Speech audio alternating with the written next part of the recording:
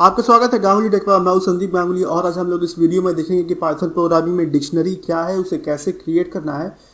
उससे पहले मैं आपको एक बात बता दूं कि ये जो डिक्शनरी का जो कॉन्सेप्ट है, अगर आप लोगों ने पीएचपी प्रोग्रामिंग पढ़ा है तो उसमें आपने देखा होगा एसोसिएटिव एरे के बारे में आप लोगों को पढ़ा होगा। तो वही एसोसिएटिव एरे जो वो होता है, वही एग्जैक्टली सेम चीज़ पाइथन में उसको डिक्शनरी कहा जाता है।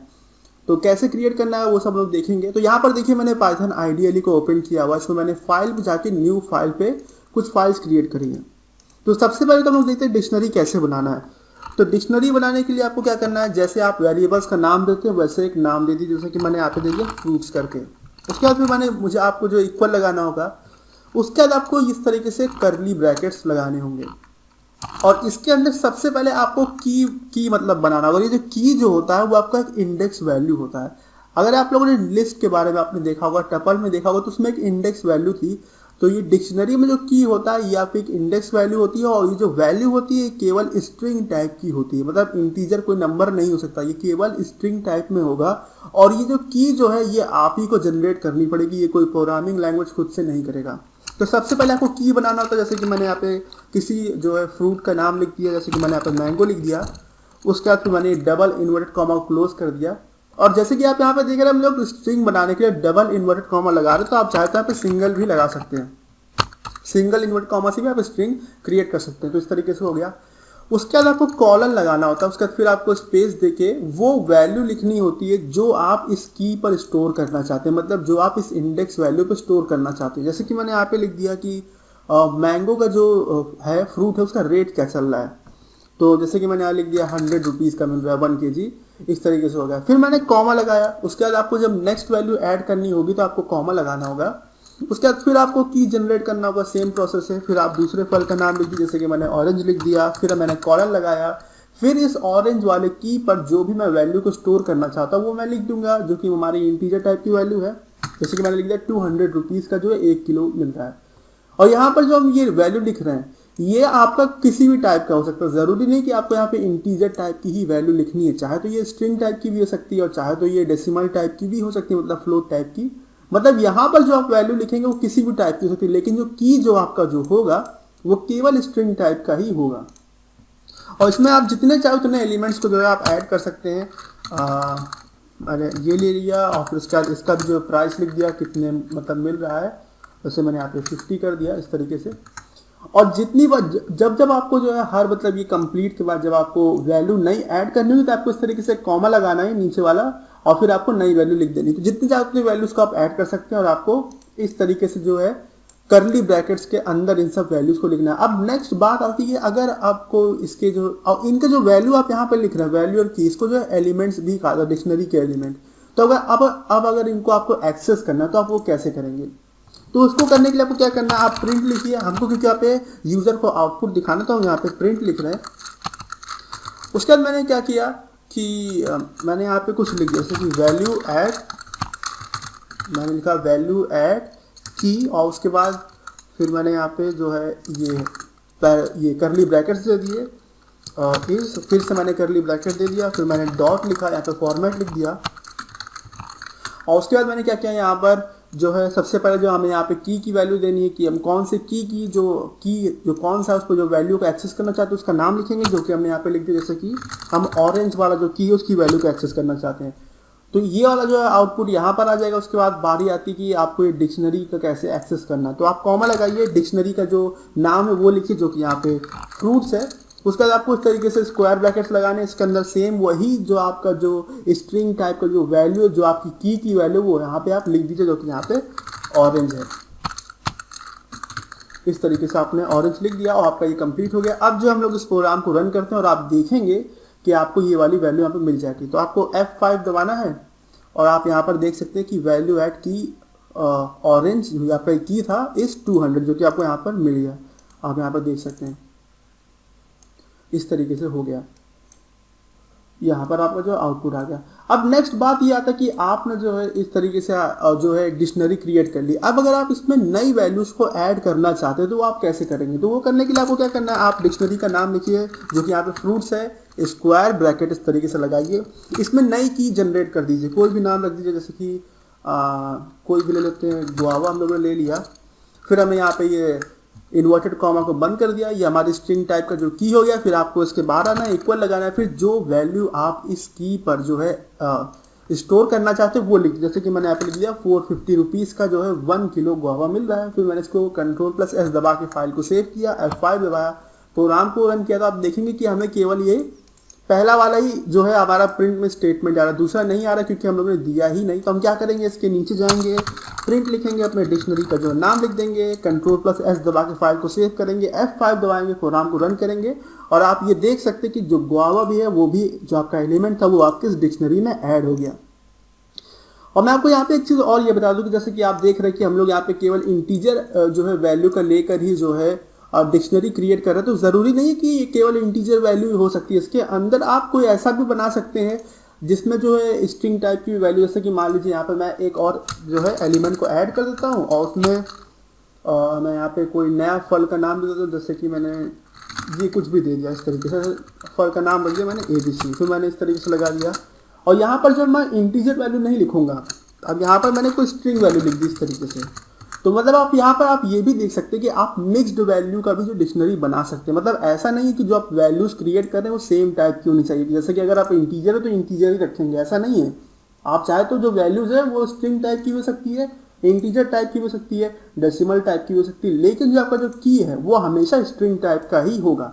अब जब लोगों ने जो नया वाला एलिमेंट क्रिएट किया, आप देखते हैं इसका आउटपुट क्या दिखाई देगा। तो मैंने फाइल को सेव कर लिया, Ctrl+S दबा के कीबोर्ड पे F5 दबाया प्रोग्राम को रन करने के लिए, और आप ये देख सकते हैं नई वाली वैल्यू भी आपके जो डिक्शनरी है उसमें ऐड हो गया। अब जो है हम लोग इसी डिक्शनरी पर बेस्ड एक प्रोग्रामिंग एग्जांपल देखते हैं, इसमें मैंने कुछ कोड पहले से लिख के रखा है, जिससे कि और उसमें मैंने कुछ आपको चीज़ें बताई हैं जो कि आपके लिए जानना ज़रूरी है। तो यहाँ पर देखिए सबसे पहले तो मैंने यहाँ पे एक पर्सन करके जो डिक्शनरी क्रिएट किया है, और आप यहाँ पर देख सकते हैं कि मैंने इसको थोड़ा सा जो है स्पेस देके इस तरीके से क्रिएट किया है, जिससे कि चीज़ें थोड़ा साफ साफ दिखाई दे। यहाँ पर आप देख सकते हैं ये जो है आपका की है और ये जो है आपकी वैल्यूज़ है। उसके बाद मैंने क्या किया, इस डिक्शनरी को प्रिंट किया, तो जो भी वैल्यूज होगी आउटपुट में आ जाएगा। और जब आपको इस तरीके से डिक्शनरी क्रिएट करना, मतलब इस तरीके से जो है थोड़ा सा सजा के, तो आपको क्या करना है, आप बहुत ही आसान है, आप जाइए अपने डिक्शनरी का कोई नाम दीजिए, जैसे कि मैंने यहाँ पे पर्सन दे दिया, इक्वल लगाइए, इस तरीके से जो है करली ब्रैकेट्स लगाइए, इसके बीच में जाके एंटर दबाइए, यहाँ पे आइए टैब दबाइए, और उसके बाद जो भी की है उसका आप नाम लिखिए, और फिर कॉलन लगा के जो भी वैल्यू आप स्टोर करना चाहते हैं वो यहाँ पर लिख दीजिए। जैसे कि मैंने कुछ नंबर लिख दिया, फिर आपने कॉमा लगाया, फिर दूसरी की यहाँ पे जनरेट करी, फिर उस पर जो वैल्यू स्टोर करना चाहते हैं वो लिख दीजिए, फिर आप कॉमा लगाइए, फिर दूसरी की जनरेट करिए, फिर आप कॉलन लगाइए, फिर जो वैल्यू आप स्टोर करना चाहते हैं वो यहाँ पर लिखिए, जैसे कि मैंने कुछ वैल्यू लिख दिया।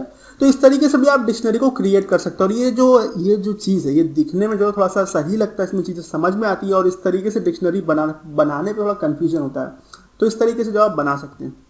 वापस हम लोग अपना वही प्रोग्रामिंग एग्जांपल देखते हैं। और उसमें नेक्स्ट बात आती है कि आप जो है फॉर लूप का यूज़ करके डिक्शनरी के एलिमेंट्स को कैसे एक्सेस करेंगे।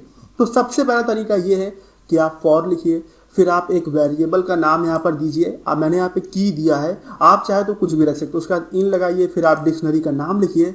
फिर क्या करना है, फिर आपको ये की वाला जो वेरिएबल्स है इस सबको ये पता चलेगा कि कौन सा की पे हम आउटपुट दिखा रहे, तो हमने यहाँ पे की लिखा। फिर हमें जो डिक्शनरी के उस की के जब वैल्यू को जब एक्सेस करना हुआ तो हमने क्या किया, वो हमने यहाँ पे एक स्क्वायर ब्रैकेट लगाया, डिक्शनरी का नाम लिखा, स्क्वायर ब्रैकेट लगाया, जो की जो वैल्यू थी वो हमें यहाँ पर मिल गई। तो इस फॉर लूप में होता क्या है कि जब ये फॉर लूप फर्स्ट टाइम चलता है तो की जो होता है आपका जो वेरिएबल है, ये आपका जो फर्स्ट की वैल्यू है, यहाँ पर जो मैंने की वेरिएबल बनाया, तो आपकी जो डिक्शनरी पर्सन डिक्शनरी में जो आपकी जो फर्स्ट वैल्यू है जो की उसको ये पॉइंट करता है। जब ये नेक्स्ट टाइम चलता है तो ये वैल्यू चेंज होकर यहाँ पे ये आ जाती है, फिर ये, और ये फॉर लूप तब तक चलता रहेगा जब तक आपके डिक्शनरी में कीज मतलब एलिमेंट्स एग्जिस्ट करते हैं, तब तक ये फॉर लूप चलता रहेगा। जैसे ही जो है एंड होगा तो ये फॉर लूप ब्रेक हो जाएगा।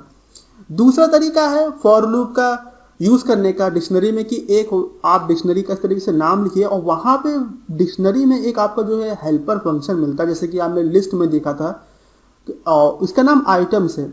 इसका यूज करके भी आप फॉर लूप बना सकते हैं। और यहाँ पर आपको दो जो है वेरिएबल क्रिएट करने होगा, एक जो आपका की को जो है पॉइंट करेगा, और दूसरा जो होगा आपको की पर जो वैल्यू मौजूद है उसको पॉइंट करेगा। और यहाँ पे जो हम लोग वेरिएबल के नाम लिखे हैं ये चाहे तो आप चेंज भी कर सकते हैं। और फिर यहाँ पे सेम वही प्रोसीजर है, मैंने की दिखा दिया, वैल्यू दिखा दिया, और साथ ही में जो है आप डिक्शनरी पे जो है मेंबरशिप टेस्ट भी कर सकते हैं, जो कि आपने लिस्ट और टपल में देखा था। और यहाँ पे जब हम लोग मेंबरशिप टेस्ट करते हैं तो जो होता है की वैल्यू मैच होती है। याद रखिए की पर मौजूद कोई वैल्यू मैच नहीं होता। जैसे कि मैंने यहाँ पे चेक किया कि कंट्री जो है, कंट्री नाम का जो कोई की जो है क्या वो एग्जिस्ट करता है पर्सन डिक्शनरी में, तो अगर करता है तो हमें रिटर्न वैल्यू ट्रू मिलेगी, अगर नहीं करता है तो हमें रिटर्न वैल्यू ट्रू नहीं मिलेगी। और जब आप मेंबरशिप टेस्ट करते हो तो मैं फिर से आपको एक बात बता दूं कि जो आप ये जो वैल्यू लिखते हैं वो की से मैच होता है। मतलब यहाँ पे कंट्री लिखा है तो यहाँ पे ये इन वैल्यू से मैच करेगा, ये वैल्यूज इधर से नहीं मैच करेगा, इन वैल्यू से मैच करेगा। और अगर की एग्जिस्ट करती होगी तो हमें ट्रू मिलेगा, नहीं होगा तो हमें फॉल्स मिलेगा। फिर आपका ये नॉट इन करके है मेंबरशिप टेस्ट करने के लिए, तो हमने वो कर लिया। फिर इसी तरीके से जो आपका जो डिक्शनरी होता है उसमें एक और हेल्पर फंक्शन मैं इसे कहता हूँ, इसे हैश की कहता है। हैश की का मतलब होता है कि आप इस फंक्शन का यूज करके आप चेक कर सकते हैं कोई की जो है वो आपके डिक्शनरी में एग्जिस्ट करता है या नहीं। अगर नहीं करता तो हमें रिटर्न वैल्यू जो है फॉल्स मिलेगा, और करता है तो हमें ट्रू मिलेगा। अब जो हम लोग इस प्रोग्राम को रन करेंगे और इसका आउटपुट देखेंगे, लेकिन उससे पहले मैं थोड़ा सा ये जो हेल्पर फंक्शन है इनके बारे में पता कैसे लगाना है, कि आपको तो पता ही नहीं है कि आपको याद भी नहीं रहेगा। तो आप क्या करिएगा, आप पाइथन आईडीएलई में आइएगा, यहाँ पे एक डिक्शनरी बना लीजिएगा बेसिक सा, कोई भी नाम रखिए ABC करके। इस तरीके से आप कोई भी जो है वैल्यूज में स्टोर कर दीजिएगा, कुछ भी वैल्यू मतलब रख दीजिएगा। उसके बाद आप क्या करिएगा, सेम उस डिक्शनरी का नाम लिखिएगा, डॉट लगाइएगा, अपने कीबोर्ड पे कंट्रोल प्लस स्पेस बार दबाइएगा। जैसे ही आप दबाएंगे तो यहाँ पर देखिएगा इस तरह से ड्रॉप डाउन मेन्यू निकल आएगा। और इसमें क्या, इसमें आपको वो जो सारे फंक्शन जो है डिक्शनरी पे जिन पर आप काम कर सकते हो उनके नाम यहाँ पर आ जाएंगे। और इन सारे फंक्शंस के बारे में मैं यहाँ पे डिस्कशन नहीं करने वाला हूँ, क्योंकि देखिए अभी जो इनका में यूज़ नहीं है, आगे जब हम लोग प्रोग्रामिंग में यूज़ करेंगे तो मैं आपको ज़रूर बताऊंगा। लेकिन आप इन फंक्शंस के बारे में इंटरनेट से पता लगा सकते हैं। और अगर आपका कोई इस फंक्शन में अगर किसी के बारे में पूछना हो तो कमेंट सेक्शन में पूछ भी सकते हैं, मैं बता दूंगा आपको उस केस में। ठीक है, अब वापस हम लोग अपने प्रोग्राम पे आते हैं, प्रोग्राम को रन करते हैं। ये वाला हमारा प्रोग्राम था। हम लोग जाते हैं कीबोर्ड पे F5 आपको दबाना है, आपका प्रोग्राम रन हो गया। तो अब देखते हैं कि हुआ क्या। अब हम लोग वापस से आते हैं, प्रोग्राम को थोड़ा सा मिनिमाइज कर लेते हैं। तो देखिए सबसे पहला काम क्या हुआ, ये डिक्शनरी पर्सन नाम की क्रिएट हुई। उसके बाद हमारा ये प्रिंट वाला स्टेटमेंट जो है एग्जीक्यूट हुआ। और इस प्रिंट वाले स्टेटमेंट को एग्जीक्यूट करने पर क्या हुआ, ये आपकी जो डिक्शनरी में जो भी वैल्यू, जो की वैल्यू है वो सारे आउटपुट में आ गए। उसके बाद नेक्स्ट काम क्या हुआ, उसके बाद नेक्स्ट काम में जो है हम लोगों ने फॉर लूप का यूज़ किया, और उससे हम लोगों ने इस तरीके से देखिए डिक्शनरी को एक्सेस किया, और दूसरे फॉर लूप से आपका डिक्शनरी इस तरीके से एक्सेस हुआ। उसके बाद जो आपका जो ये ट्रू ट्रू ट्रू वैल्यू दिखाई दे रहा है वो आपका मेंबरशिप टेस्ट की वजह से दिखाई दे रहा है। तो यहाँ पे मेंबरशिप टेस्ट में हम लोगों ने सबसे पहले चेक किया था कि कंट्री नाम का की एग्जिस्ट करता है पर्सन नाम के डिक्शनरी में। तो आप यहाँ पर देख सकते हैं कि कंट्री की जो है एग्जिस्ट करता है, तो हमें रिटर्न वैल्यू क्या मिली, ट्रू मिली यहाँ पर। उसके बाद हम लोगों ने ये वाली एक वैल्यू लिख दी जो कि ऐसे ही है, नॉर्मल सा टेक्स्ट है। उसमें हमने चेक किया कि ये वैल्यू एग्जिस्ट नहीं करती है पर्सन डिक्शनरी में, तो बिल्कुल नहीं करती है, तो हमें रिटर्न वैल्यू जो है ट्रू मिली। अगर करती तो हमें यहाँ पर फॉल्स वैल्यू मिलता। तो यहाँ पर आप देख सकते हैं ट्रू वैल्यू मिली, रिटर्न वैल्यू।